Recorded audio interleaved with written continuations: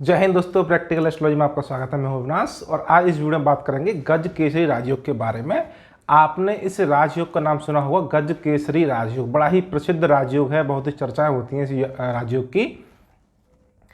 लेकिन ये राजयोग किन लोगों की कुंडली में पूर्ण रूप से फलित होता है और किन जातकों की कुंडली में ये पूर्ण रूप से फलित नहीं होता है, इस योग की क्या परिभाषा है, किस प्रकार से लागू होता है, इस संबंध में इस वीडियो में बात करेंगे। ये योग बड़ा ही सामान्य योग है और हर तीसरे चौथे व्यक्ति की कुंडली में आप इस योग को देख सकते हैं। लेकिन जो योग आप देखेंगे लोगों की कुंडली में, वो आपके इसके जो परिणाम है वो देखने को नहीं मिलती है। इसकी पहले सामान्य परिभाषा आपको बताएंगे, फिर उसके बाद बताएंगे कि इसमें किस प्रकार से इस योग को लागू करते हैं और किन लोगों को, किन जातकों को इस योग का, राजयोग का आपको फल देखने को मिलता है। ज्योतिष के प्रत्येक या लगभग सभी ज्योतिष ग्रंथों में ये इस राजयोग की चर्चा की गई है। गज केसरी राजयोग के बारे में बताया गया है। इसकी सामान्य परिभाषा के अनुसार जब आपके चंद्रमा से केंद्र में आपके जब गुरु होते हैं तब ये गज केसरी राजयोग बनता है। यानी कि चंद्रमा के साथ गुरु बैठे हों अथवा चंद्रमा से चौथे, सातवें या 10वें भाव में, यानी कि चंद्रमा से केंद्रवर्ती, चंद्रमा से केंद्र भाव में जब आपके गुरु बैठेंगे तो ये गज केसरी राजयोग बनेगा। अब शास्त्रों में, ज्योतिष ग्रंथों में सिर्फ मात्र यही परिभाषा दी गई है कि चंद्रमा से केंद्र में जब गुरु आएंगे तब गज केसरी राजयोग बनेगा। लेकिन इस संबंध में कोई जानकारी नहीं दी गई है कि वो चंद्रमा किस भाव में बैठेंगे तब राजयोग बने, या किस आपके गुरु किस भाव में बैठ के शुभ राजयोग बनाएंगे, चंद्रमा किस भाव में बैठ के इस राजयोग की वृद्धि करेंगे, या इस राजयोग का फल कब लागू होगा। तो इसी बात की हम यहाँ पे वीडियो हम चर्चा करेंगे। इसके फल हम देखेंगे। तो जैसे इसका नाम है आपका गज केसरी राजयोग। गज मीन्स आपके हाथी और केसरी मीन्स उसके जो होता है वो शेर होता है। तो गज केसरी का सामान्यता मान के चलिए कि शेर के समान बलवान और हाथी के समान गंभीर व्यक्ति। शेर के समान आपके बलवान का मतलब ये है कि शारीरिक रूप से बलवान, मानसिक रूप से बलवान, आर्थिक रूप से संपन्न और बलवान, मजबूत उसकी आर्थिक स्थिति और राजनीतिक उसका दृष्टिकोण और या उसकी राजनीतिक स्थिति जो होती है उससे ही बलवान होना व्यक्ति यहाँ पे बलवान होता है। इसका दूसरा जो आपकी परिभाषा है कि गज के समान आपका गंभीर व्यक्ति। तो गज के समान गंभीर व्यक्ति में गंभीरता के गुण आते हैं। दूसरी परिभाषा आप देखेंगे कि गज केसरी राजयोग हाथी के ऊपर शेर की सवारी। तो जैसे बड़े राजनेता होते हैं, बड़े बिजनेसमैन होते हैं, या आपके बड़े उच्च अधिकारी होते हैं, सरकारी क्षेत्र के अधिकारी होते हैं, तो वो एक बड़ी बड़ी गाड़ियों में चलते हैं और वो व्यक्ति संपन्न होते हैं, उनके पास अधिकार होते हैं। तो इस राजयोग में जो परिणाम बताए गए हैं कि जातक आर्थिक रूप से मजबूत होता है, संपन्न होता है, उसके अधिकार होते हैं, राजा का प्रिय होता है, उस पर राजा की कृपा होती है। राजा मीन्स आप मान के चलिए कि सरकार या सरकार से जुड़े व्यक्तियों का आशीर्वाद, सरकार से लाभ, या किसी भी बड़े व्यक्ति का आशीर्वाद, इस तरह से आप समझ सकते हैं। तो गज केसरी राजयोग में आपके सामान्य ग्राम प्रधान से लेके नगर पंचायत के जो चेयरमैन होते हैं या नगर निगम के महापौर होते हैं, विधायक, एमएलए, एमपी, मंत्री जो भी होते हैं, उन ज़्यादातर लोगों की कुंडली में योग आपको देखने को मिल सकता है। लेकिन इस योग की जो परिभाषा आप देखेंगे कि चंद्रमा से केंद्र भाव में, यानी कि जब ये चंद्रमा से केंद्र भाव में जब गुरु होते हैं तब वो राजयोग आपका गज केसरी राजयोग बनता है। और कुंडली में 12 भाव होते हैं और 4 भाव आपके केंद्र होते हैं। इस प्रकार से आप देखेंगे तो 33.33 जातकों की कुंडली में, यानी कि 1/3 जातकों की कुंडली में योग देखने को मिल जाएगा। तो इस तरह से आप देखेंगे इस योग की परिभाषा के अनुसार कि हर तीसरा व्यक्ति संपन्न, अधिकारपूर्ण उसका जीवन होगा, संपन्न होगा, आर्थिक रूप से मजबूत होगा, उसके बाद अधिकार होंगे। लेकिन प्रैक्टिकली इस तरह से सभी जातक देखने को नहीं मिलते हैं, क्योंकि हर तीसरा व्यक्ति अमीर नहीं है, हर तीसरा व्यक्ति संपन्न नहीं होते हैं। देश में बहुत ही ज़्यादा आर्थिक जो विषम परिस्थितियाँ आप सब जानते हैं। तो ये अब जब जैसे हम एक बताऊं आपको कि जब हम 10 साल पहले ज्योतिष सीख रहे थे और आज भी ज्योतिष सीख रहे हैं, क्योंकि आप ज्योतिष तो सीखने का विज्ञान निरंतर सीखते रहते हैं। तो जब शुरू में जब सीख रहे थे तमाम जातकों की कुंडली देखने को मिली जो बिल्कुल सामान्य परिवार से हैं और पूरा जीवन सामान्य ही व्यतीत हो गया। और लेकिन विशेष जो राजयोग के जो गुण बताए गए हैं, वो जो गज केसरी राजयोग की जो परिभाषा के बाद जो उसके फल बताए गए हैं, वो जातक को जीवन में देखने को नहीं मिले। ना ही तो कोई बड़ा वाहन उनके ज़िंदगी में वो खरीद पाए, ना ही कोई बड़ा मकान बना पाए, ना ही कोई उनकी व्यवसाय है या नौकरी है कोई अधिकार पूर्ण था। तो कहीं ऐसा तो नहीं कि भाई ये राजयोग में ही कहीं गड़बड़ हो, कोई कमी हो। तो ऐसा तो बिल्कुल भी नहीं है। जो शास्त्रों में दिया गया है वो वहाँ पे शास्त्रों में क्या है कि संकेत्र संकेत मात्र देते हैं, वो छोड़ देते हैं कि ज्योतिषी के ऊपर जो ऋषि रहे होंगे हमारे, जिन्होंने ज्योतिष ग्रंथ बनाए, वो ज्योतिष ग्रंथों में बड़ी विस्तार से कोई व्याख्या नहीं दी जाती। कभी भी किसी योग की भी हो, चाहे किसी भी स्थिति की हो, पूर्ण व्याख्या नहीं दी जाती है। वो ज्योतिषी के ऊपर डिपेंड करता है कि वो उस नियमों को कैसे लागू करेंगे। तो सबसे पहले गजकेशी राजयोग हो, अथवा ज्योतिष में अनेकों अनेक प्रकार के जो राजयोग दे रखे हैं, जैसे पंच महापुरुष राजयोग हो गया, अधियोग हो गया, लग्नाधि योग, चंद्राधि योग जिसको बोलते हैं, इस तरह से किसी भी प्रकार का राजयोग हो, उसमें जो राजयोग बनाने वाले ग्रह हैं उनकी स्थिति का, उनके बल का आकलन किया जाता है। तो सबसे पहले हम ये देखेंगे कि भाई जो गजकेशी राजयोग बन रहा है वो किन भावों में बन रहा है। तो ऐसा तो नहीं है कि गजकेशी राजयोग विषम भावों में बन रहा हो, यानी कि तीसरे, छठे, 8वें, 12 भाव में बन रहा हो। तो फिर यहाँ पर जो गजकेशी राजयोग के जो शुभ परिणाम मिलने की जो हमें आशा रखते हैं, वो उसके शुभ परिणाम ना मिलकर अशुभ परिणाम वहाँ पे मिलते हैं। इसके साथ साथ चंद्रमा का, गुरु का ये भी देखा जाता है कि भाई चंद्रमा कहीं नीच का ना हो, कहीं अस्त यानी कि सूर्य के नज़दीक ना आ गया हो। जो पक्ष बल जो चंद्रमा का देखा जाता है कि चंद्रमा सूर्य से दूर होना चाहिए। सूर्य से जितना नज़दीक चंद्रमा होंगे वहाँ पे पक्ष बल उसका कमजोर हो जाएगा, सूर्य पापी ग्रह बन जाएगा। चंद्रमा नीच नहीं होना चाहिए, चंद्रमा अस्त नहीं होना चाहिए। चंद्रमा जो विशेष लगन के लिए पापी ग्रह होते हैं उनसे पीड़ित नहीं होना चाहिए। चंद्रमा पाप भावों में, जो तीसरे, छठे, 8वें, 12 भाव में जो अशुभ भाव हैं उनमें नहीं होना चाहिए। इसी प्रकार से आप गुरु को भी देखना पड़ेगा कि भाई गुरु कहीं अस्त तो नहीं है, कहीं नीच तो नहीं है, कहीं जो है पापी ग्रहों के प्रभाव में आके पीड़ित पापाक्रांत तो नहीं है। तो ये चंद्रमा और गुरु का दोनों का ये देखना पड़ेगा। इसके साथ चंद्रमा की गुरु की नवांश में स्थिति भी देखनी पड़ेगी कि भाई नवांश में इनकी स्थिति क्या है, कितने शुभ स्थिति में बैठे हुए हैं, कितने अशुभ स्थिति में बैठे हुए हैं। तो चंद्रमा का गुरु का पूर्ण रूप से अशुभ प्रभाव से दूर होना चाहिए, चंद्र और गुरु को, क्योंकि यही दोनों राजयोग बनाने वाले ग्रह हैं। तो ये पहली सब तो ये हो जाती है। इसके बाद ये निर्भर करता है कि भाई कुंडली में चंद्रमा और गुरु किन भावों के स्वामी बनते हैं। इससे ज़्यादा आसानी से हम ये अनुमान लगा सकते हैं कि गजकेशी राजयोग जो कुंडली बन रहा है वो कितना शुभ बन रहा है और कितना अशुभ बन रहा है।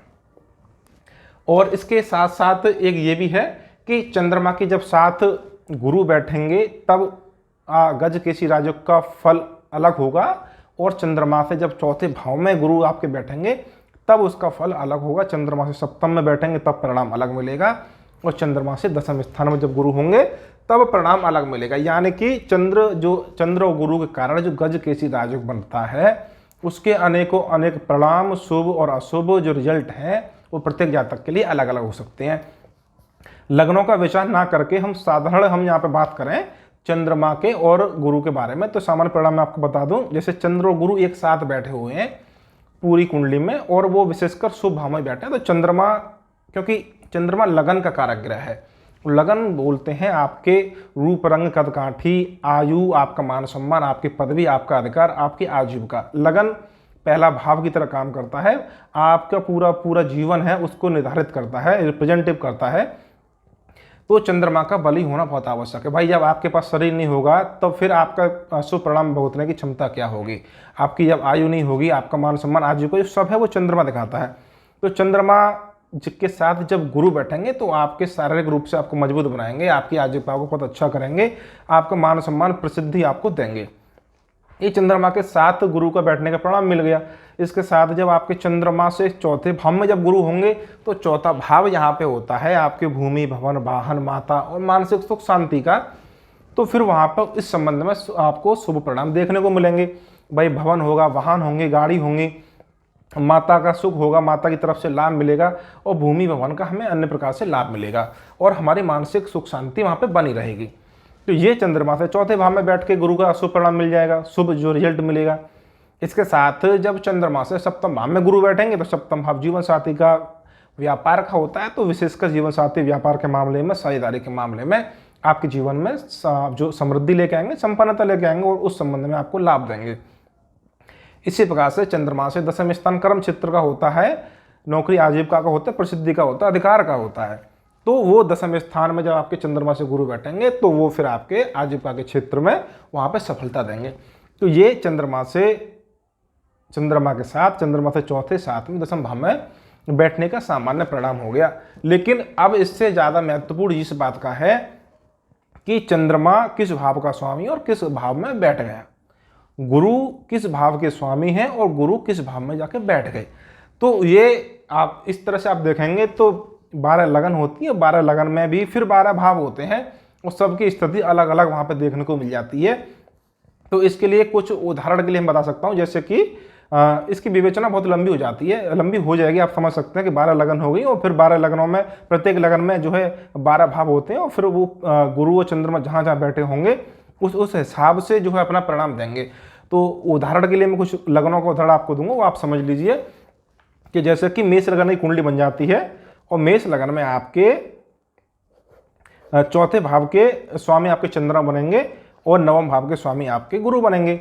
तो चंद्रमा केंद्र के स्वामी हो गए, गुरु त्रिकोण के स्वामी हो गए। अब ऐसी स्थिति में चंद्रमा और गुरु आपस में एक दूसरे से केंद्र में बैठ जाएं और लगन कुंडली से भी आपके केंद्र में लगन कुंडली से भी केंद्र त्रिकोण में बैठे तो ये बहुत अच्छा राजयोग बन जाएगा। जैसे कि मेष लगन की मान के चल रहे हैं तो मेष लगन में चौथे भाव के स्वामी बनते हैं चंद्रमा, अब वो आ जाते हैं पंचम भाव में और नवम भाव के स्वामी बनते हैं, भाग्यस्थान के स्वामी बनते हैं गुरु, वो पहुंच जाते हैं 11 भाव में। तो चंद्रमा से ठीक सप्तम भाव में गुरु बैठ जाएंगे। तो एक प्रकार से तो वो फल देंगे चंद्रमा सप्तम भाव में बैठने का, चंद्रमा से सप्तम भाव यानी कि विवाह, दाम्पत्य जीवन, पत्नी से सुख, साझेदारी, व्यापार, इस तरह से देखने का परिणाम मिलेगा। इसके साथ फिर चंद्रमा क्योंकि चौथे भाव का स्वामी है, पंचम में बैठ गया आगे मेष लगन में, तो ये केंद्र त्रिकोण का राजयोग बन जाएगा। भाई केंद्र का स्वामी त्रिकोण में बैठ गया, चंद्रमा केंद्र है, केंद्र के स्वामी है, त्रिकोण में आगे पंचम में बैठ गए तो केंद्र त्रिकोण का संबंध बनेगा।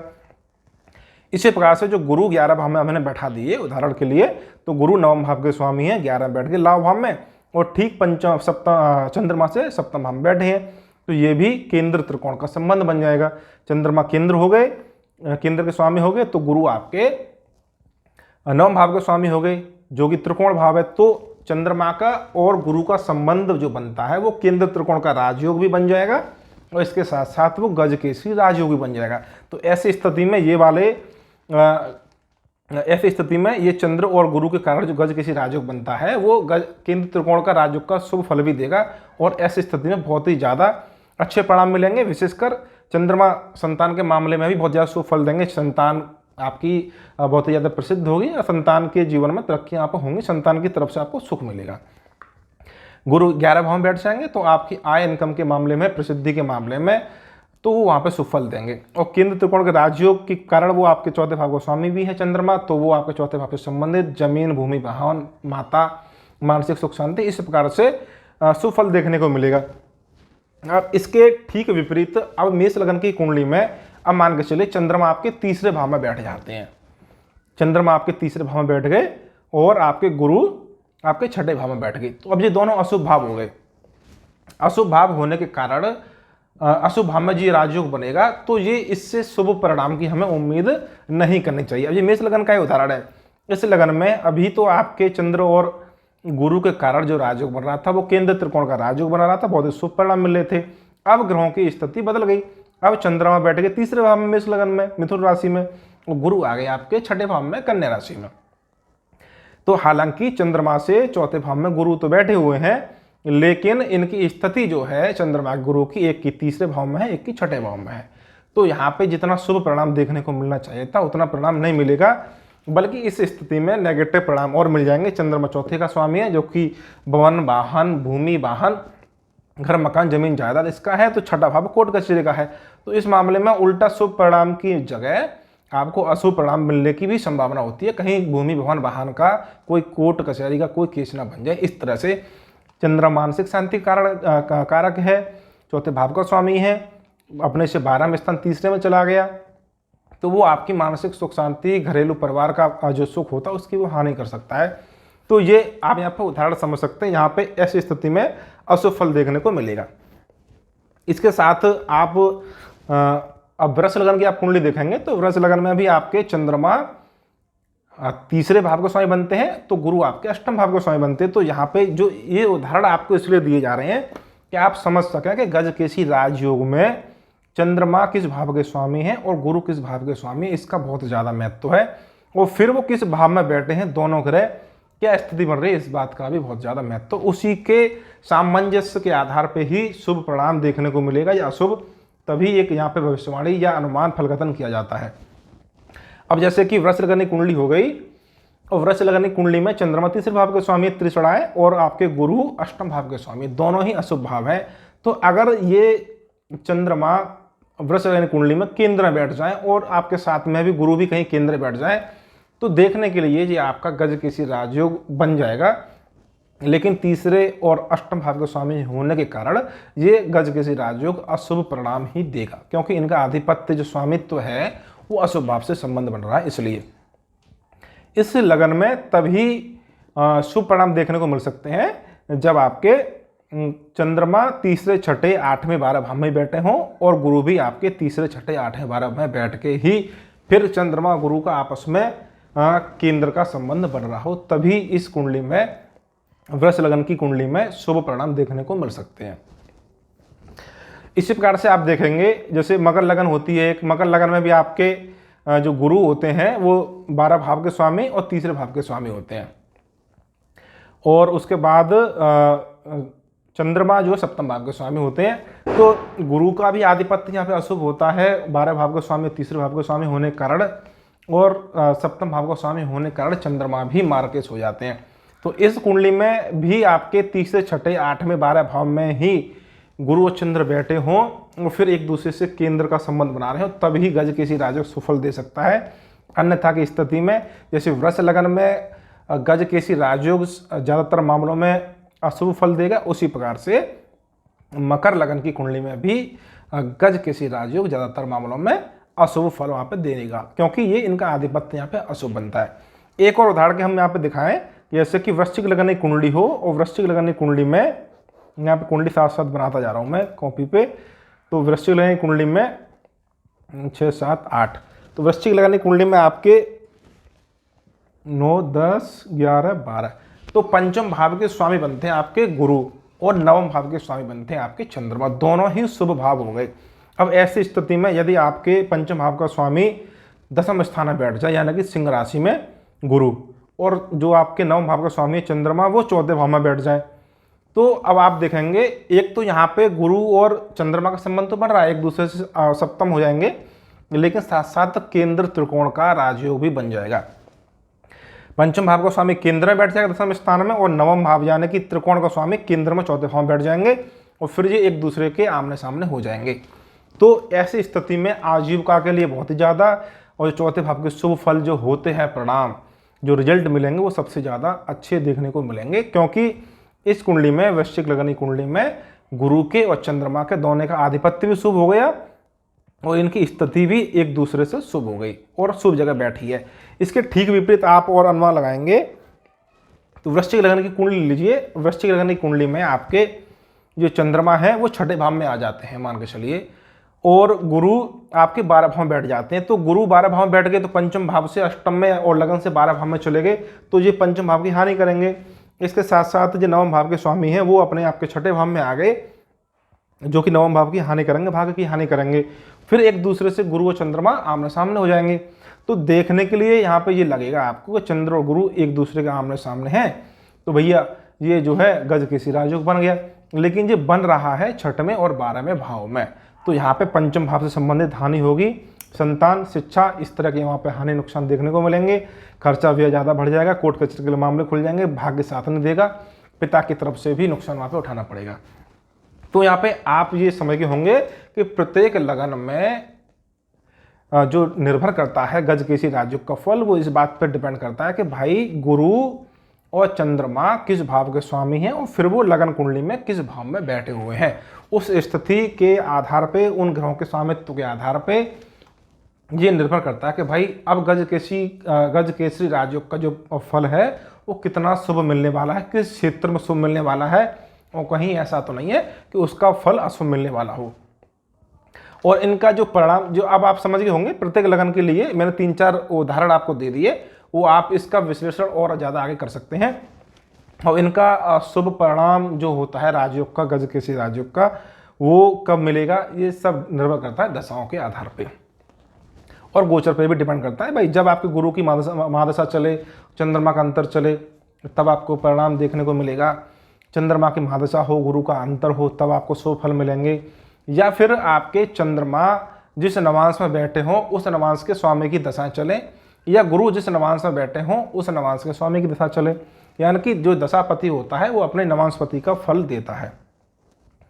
इसके साथ चंद्रमा जिस नक्षत्र में बैठे हों, गुरु जिस नक्षत्र में बैठे हों, उनके स्वामियों की दशाओं में रिजल्ट आपको देखने को मिलेंगे, क्योंकि जिस ग्रह की महादशा या अंतरदशा होती है वो ग्रह अपने नक्षत्र के स्वामी और अपने नवांश के स्वामी का भी फल देता है।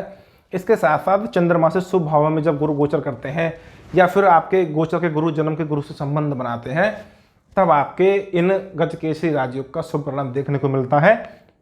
तो इस वीडियो में ये बताने का प्रयास किया गया कि भाई गजकेसरी राजयोग होता तो बहुत ज़्यादा सुपर क्लास है, बहुत ही अच्छे रिजल्ट देखने को मिलते हैं। इसके नेता बना देता है, बहुत अच्छी गाड़ी भवन वाहन दिलवा देता है, प्रसिद्धि दिलवाता है, अधिकार दिलवाता है, लेकिन सबको नहीं।